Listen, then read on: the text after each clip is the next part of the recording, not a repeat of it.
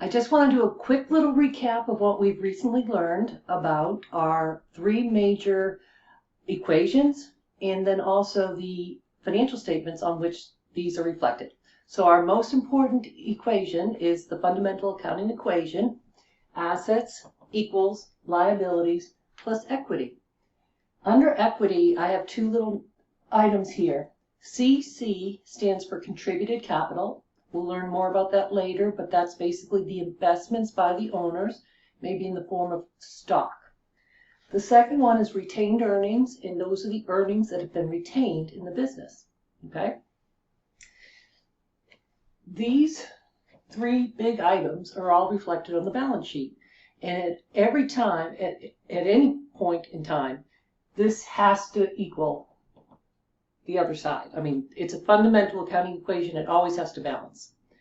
Our second big equation is revenue minus expenses equals net income. We reflect this activity on the income statement. And we do this over a period of time, so maybe a month, a quarter, or a year. The third major equation is the retained earnings equation, okay? We reflect this on the statement of retained earnings, and basically it's the beginning retained earnings, which is the beginning of that period, plus the net income that we earned over here. We subtract out any dividends we may have paid to owners, and that gives us our ending retained earnings. And so you notice how these three items are actually interconnected, because our net income here flows into that, and then our ending retained earnings here shows up here. So they're all interconnected. Our financial statements come together as one. So that's our big takeaway from week one, chapter one. Our next big takeaway has to do with accounts. So let me pause for a second and let's wrap that up. Big thing we learned about is accounts, debits, and credits. And so basically I want to just introduce a little bit of the terminology here and maybe help you get a little bit of way to kind of get a handle on it all. Okay? So first, this little thing called dealer is a little bit of a mnemonic that might help you. If you write out the word, split it in half, look what this looks like, almost like a T account, right? So DEA stands for dividends, expenses, and assets. They all increase with debits. Liabilities, equity, and revenues, they all increase with credits. Now I drew a little dotted line here and I put losses in. Expenses and losses, we're going to learn about losses later, but losses are very similar to expenses, except they're not in the main activity of what we're in operations for. So salary expense, it's a major expense.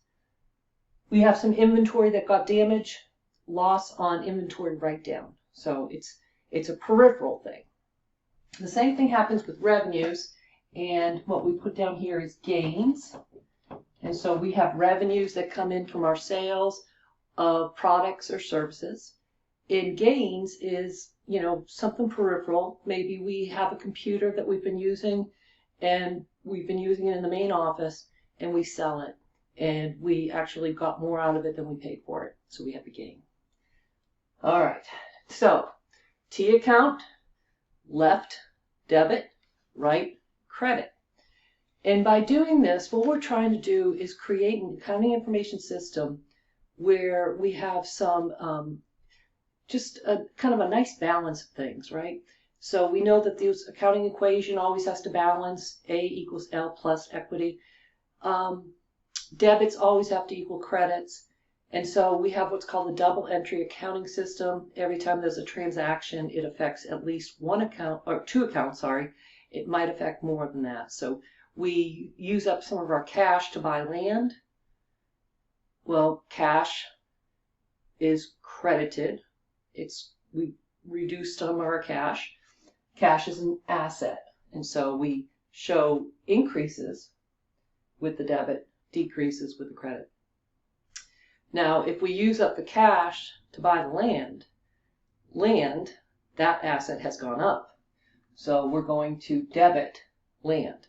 So in order to do that entry where we actually are using up our cash to buy land, we're going to simply do land, cash, debit, credit. Debits equal credits.